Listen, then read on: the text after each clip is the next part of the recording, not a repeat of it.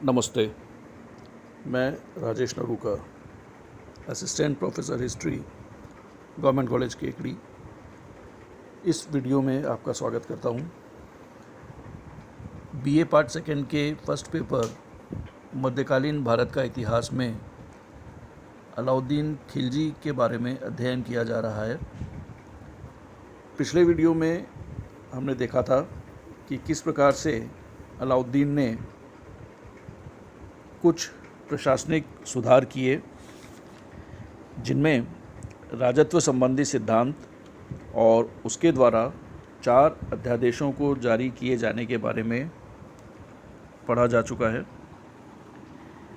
अलाउद्दीन खिलजी इसके अलावा भी कई अन्य क्षेत्रों में पहल करने वाला दिल्ली का पहला सुल्तान माना जाता है। वह दिल्ली का पहला सुल्तान था जिसने एक स्थायी सेना रखी। जिस प्रकार से अलाउद्दीन खिलजी ने अपने साम्राज्य का विस्तार किया और उत्तरी भारत और दक्षिणी भारत में विजय प्राप्त की और मंगोलों के विरुद्ध भी युद्ध किए, इसके लिए ये आवश्यक था कि उसके पास एक सुगठित सेना हो, और इसीलिए अलाउद्दीन खिलजी ने अपनी सैनिक व्यवस्था की ओर विशेष ध्यान दिया। उसने अपने साम्राज्य में एक स्थायी सेना की नींव रखी जो वर्ष पर्यंत उसके अधीन अपनी सेवाएं दिया करती थी। और इसीलिए स्वाभाविक है कि जिस समय युद्ध नहीं हुआ करता था उस समय भी सेना को वेतन दिया जाता था, और उस समय मूल रूप से वे युद्ध का अभ्यास कर रहे होते थे, जिससे न केवल सैनिकों में देशभक्ति की भावना जागृत हुई, बल्कि वर्ष पर्यंत वेतन मिलने के कारण उन्होंने अधिक निष्ठा से अपनी सेवाएं दी, और इसके अलावा वे युद्ध में भी अधिक पारंगत हुए। सेना को वेतन देने वाला भी अलाउद्दीन पहला सुल्तान था। उस समय सेना में जब सैनिकों की भर्ती हुआ करती थी, तब कई दूसरे व्यक्ति भर्ती के लिए आया करते थे, लेकिन युद्ध के समय वे किसी दूसरे व्यक्ति को भेज दिया करते थे जो इतना अधिक योग्य सक्षम नहीं हुआ करता था। इस समस्या से निपटने के लिए अलाउद्दीन ने हुलिया प्रथा की शुरुआत की। हुलिया का अर्थ है डिस्क्रिप्शन या विवरण, और इसीलिए जब सेना में भर्ती की जाती थी तो एक रजिस्टर की तरह एक पूरा डिस्क्रिप्शन जो है सैनिक का लिया जाता था। उसकी मुख्य आइडेंटिफिकेशन मार्क्स नोट कर लिए जाते थे और उनका मिलान युद्ध के समय सैनिक के साथ किया जाता था। तो हुलिया प्रथा की शुरुआत होने से सैनिकों की सही पहचान हुई। इसी प्रकार से जब अश्वों की भर्ती हुआ करती थी तब सही अश्व भर्ती के लिए आया करते थे, लेकिन युद्ध के समय वे बदल दिए जाते थे। इसीलिए अश्वों की पहचान के लिए भी दाग प्रथा की शुरुआत की गई, जिसमें घोड़े को किसी शाही चिन्ह के साथ दाग दिया जाता था ताकि उसकी भी पहचान हो सके। इस प्रकार अपनी सैनिक व्यवस्था को सुदृढ़ करने का प्रयास अलाउद्दीन खिलजी के द्वारा किया गया। जिस प्रकार से विभिन्न युद्ध हो रहे थे, उनके लिए आवश्यक था कि राज्य की आमदनी भी अधिक हो, और इसीलिए राजस्व व्यवस्था में सुधार अपेक्षित था। अलाउद्दीन ने राजस्व व्यवस्था की ओर भी विशेष ध्यान दिया और उसने 2 महत्वपूर्ण कार्य किए। इससे पूर्व हम ये पढ़ चुके हैं कि उसने 4 अध्यादेश जारी किए थे, जिनमें से एक अध्यादेश यह था कि ऐसी भूमि जो इनाम के रूप में या दान के रूप में दी गई है, उस पर भी उसने कर लेना प्रारंभ किया। इससे न केवल अतिरिक्त आमदनी की प्राप्ति हुई, बल्कि उसके अधीन जो व्यक्ति थे उन्हें भी ये अनुभव हुआ कि उन्हें सुल्तान के अधीन रहना है।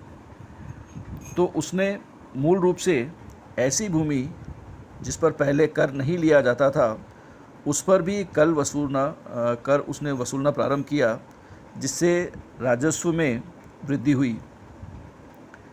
इसी प्रकार कुछ अन्य ज़मींदार, चौधरी, मुकद्दम ऐसे व्यक्ति थे जो कर लिया तो करते थे प्रजा से, लेकिन वे उसे सुल्तान तक नहीं दिया करते थे। अलाउद्दीन ने ऐसे सभी व्यक्तियों से कर लेना प्रारंभ किया, जिससे राजस्व में वृद्धि हुई। अलाउद्दीन पहला दिल्ली का सुल्तान था जिसने कुल उपज का आधा भाग यानी कि 1/2 पार्ट उसने कर के रूप में वसूल किया, और इतना अधिक कर लेने वाला वह दिल्ली का पहला सुल्तान था। उसने समस्त भूमि की नाप दोबारा से करवाई, और भूमि को नापने के पश्चात राजस्व अधिकारियों के द्वारा कर का निर्धारण किया जाता था और उसके आधार पर कर वसूल किया जाता था। अलाउद्दीन पहला सुल्तान था जिसने मकान कर और चारागाह कर यानी कि निवास के लिए जो मकान थे उन पर भी और चारे की जो भूमि थी उस पर भी कर लगाया। इसके अलावा उसने पहले के जो प्रचलित कर थे उनमें भी और अधिक वृद्धि की, जिससे कि राजस्व उसे अधिक प्राप्त हुआ। इन व्यवस्थाओं के द्वारा राजस्व में वृद्धि होने से निश्चित रूप से सुल्तान को अपने अभियानों में काफ़ी सहयोग मिला। इसके अलावा अलाउद्दीन पहला सुल्तान था जिसने बाज़ार के भावों को नियंत्रित करने का प्रयास किया, और उसके इस प्रयास को बाज़ार नियंत्रण कहा जाता है।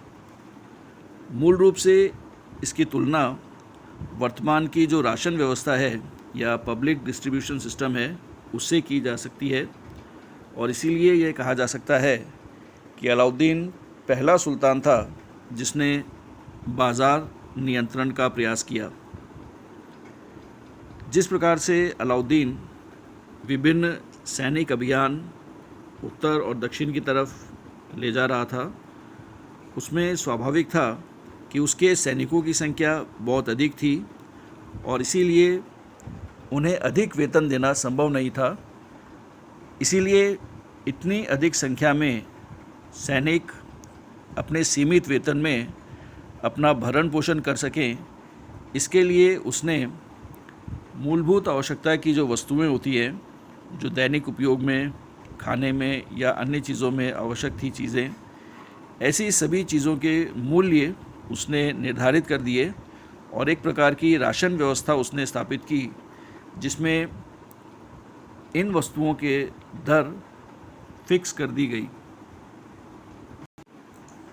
इस व्यवस्था को लागू करने के लिए विशिष्ट अधिकारी हुआ करते थे, और जो व्यापारी या लोग इस व्यवस्था के अनुसार कार्य नहीं करते थे उन्हें दंडित किया जाता था, और इसीलिए अधिकतर व्यापारी या जो संबंधित लोग थे वे नियमानुसार कार्य कर रहे थे और ये व्यवस्था काफ़ी सुचारू रूप से चली। अधिकतर इतिहासकारों का मानना है कि इस प्रकार की व्यवस्था को पूरे साम्राज्य में लागू करना मुश्किल था, और इसीलिए वे इस बात पर सहमत हैं कि बाज़ार नियंत्रण की व्यवस्था दिल्ली और उसके आसपास के क्षेत्र तक ही सीमित थी। हालांकि ये सभी प्रयास अलाउद्दीन के द्वारा किए गए नवीन पहल थी, लेकिन इतिहासकारों का यह मानना है कि उसके यह प्रयास प्रशासनिक रूप से दिखने में निश्चित रूप से प्रभावी है, लेकिन इनका लाभ उस समय लोगों को नहीं मिला। उसकी बाज़ार व्यवस्था से और बाज़ारों के भावों को नियंत्रित करने से व्यापारियों को काफ़ी अधिक नुकसान हुआ। व्यापारियों के लिए बहुत कठोर दंड रखे गए थे नियमों के उल्लंघन पर, और उनके लिए जो दरें निर्धारित की गई थी वे भी बहुत कम थी। इसके अलावा कई व्यापारियों को विभिन्न खाद्यान्नों का व्यापार करने के लिए दिल्ली में रहने के लिए बाध्य किया गया, जो उनके अनुकूल नहीं था। किसानों से जिस प्रकार से कर लिया गया था, जो 50% से भी अधिक था, वह बहुत ज़्यादा था। इसके अलावा उन्हें अपने जो अन्न थे या ज़मीन की जो उपज थी उसे बहुत सीमित दर पर बेचने के लिए विवश किया जाता था। यानी अलाउद्दीन के ये प्रयास किसी भी प्रकार से प्रजा की भलाई के लिए नहीं माने जा सकते। उसके ये प्रयास प्रशासन को सुदृढ़ करने के लिए थे और इसीलिए अधिकतर इतिहासकारों का मानना है कि उसकी ये व्यवस्थाएं प्रजाहित में नहीं कही जा सकती।